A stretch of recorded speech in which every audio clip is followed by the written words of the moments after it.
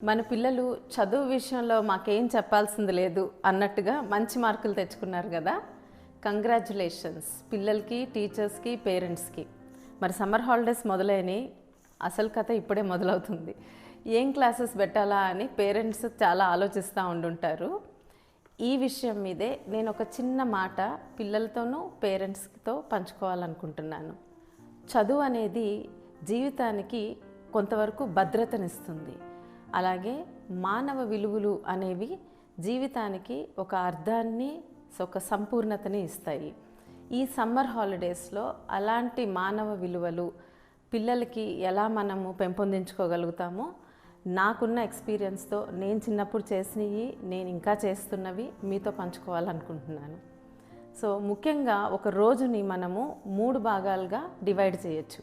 అంటే ఉదయం 8 గంటల నుంచి 12 గంటల వరకు విజ్ఞానానికి, మధ్యాహ్నం 12 నుంచి సాయంత్రం 4-5 వరకు వికాసానికి, అలాగే సాయంత్రం 5 నుంచి 9-10 లోపు వినోదానికి. అంటే ఇలా డివైడ్ చేసుకుంటే మీరు సమ్మర్ హాలిడేస్లో కూడా అన్నీ ఎంజాయ్ చేస్తారు, అలాగే కొంచెం విజ్ఞానం కూడా పెంపొందించుకుంటారు. ఏం చేస్తానో ఒక చిన్న ఉదాహరణ చెప్తాను. ఉదయం 8 గంటలకల్లా దయచేసి పిల్లలు 8 లోపు మాత్రం నిద్రలేగవాలి. సెలవులైనా సరే, వీకెండ్స్ అయినా సరే, అది ఎప్పుడు జీవితాంతం ఆ హ్యాబిట్ చాలా ఇంపార్టెంట్. సో 8 లోపు నిద్ర లెగవటం. తర్వాత రెండవది, 1 గంట సేపు మీకు ఇష్టమైంది యోగా అవ్వచ్చు, బ్యాడ్మింటన్ అవ్వచ్చు, వాలీబాల్, స్విమ్మింగ్, ఏదో ఒకటి గేమ్ ఆడండి. అది మీకు శక్తినివ్వడానికి. అలాగే మూడో విషయం, 1 గంట సేపు చదువుకి కేటాయించండి. అంటే ఈ హాలిడేస్లో లాస్ట్ ఇయర్ చదువుకున్నవి మర్చిపోకుండా మీకు నెక్స్ట్ క్లాస్కి వెళ్ళేటప్పటికి ఒక జంప్ స్టార్ట్ అనమాట. అంటే కొంచెం ముందే అర్థమవుతాయి విషయాలు. మ్యాథ్కి 1 అరగంట, ఇంగ్లీష్, ఈ 2 చాలా ముఖ్యమైనవి. 1 గంట చదువుకి కేటాయించండి.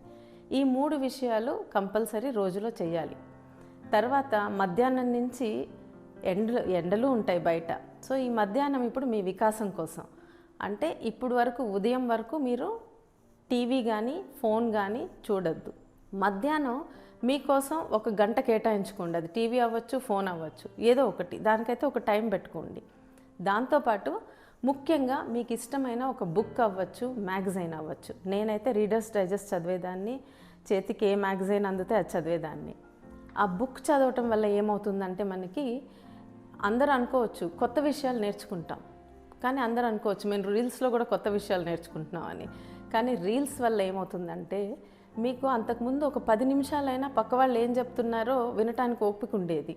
ఇప్పుడు ఏంటంటే 3 నిమిషాల్లోపు చెప్పకపోతే, లేదా 2 నిమిషాల్లోకి చెప్పకపోతే ఎవరికి వినే ఓపిక కూడా ఉండటం లేదు. అలా అలవాటైతే బ్రెయిన్కి మీరు ముందు పెద్ద చదువులు చదవలేరు.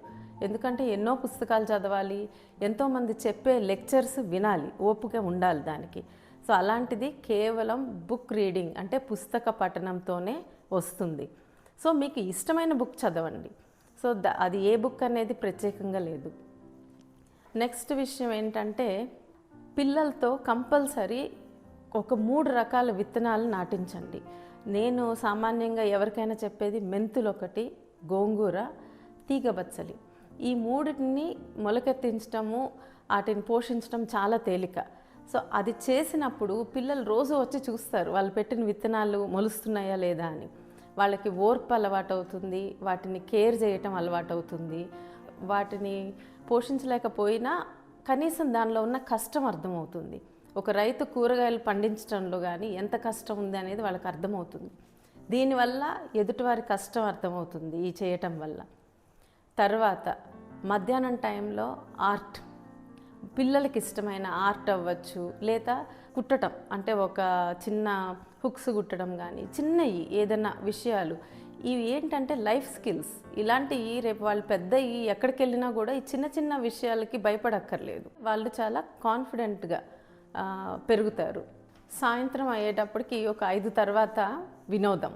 సో సమ్మర్లో ఫన్ పార్ట్, మీరు వెళ్ళి ఫ్రెండ్స్తో ఆడండి. ఫ్రెండ్స్తో కలిసి గేమ్స్ ఆడినప్పుడు ఏమవుతుందంటే, నలుగురితో కలిసి ఎలా ప్రవర్తించాలి అనేది మీకు అర్థమవుతుంది, పిల్లలకు కూడా అర్థమవుతుంది.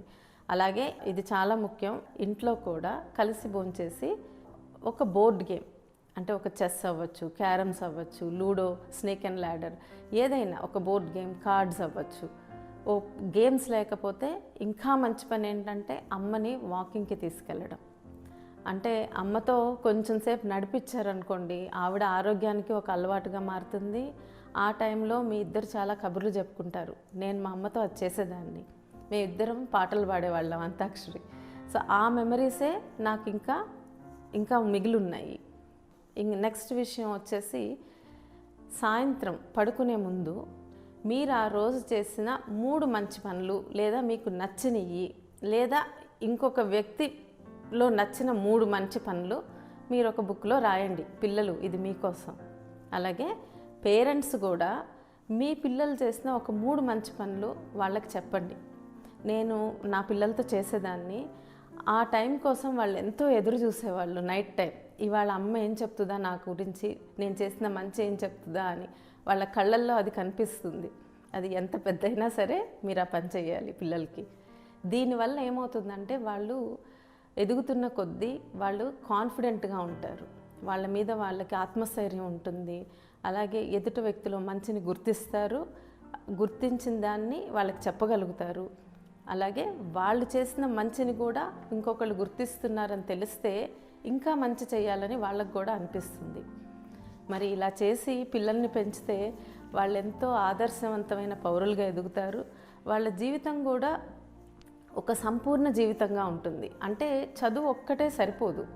చదువుతో పాటు వాళ్ళ మీద వాళ్ళకి ఆత్మస్థైర్యము, ఒక సంతృప్తి ఉన్నప్పుడే వాళ్ళ జీవితం కూడా సంపూర్ణంగా ఉంటుంది. ఆ మార్పు రావాలంటే అది మన ఇంట్లోనే దానికి నాంది పడాలి. ఆ మార్పు మనతోనే మొదలవ్వాలి. నమస్తే. Thank you.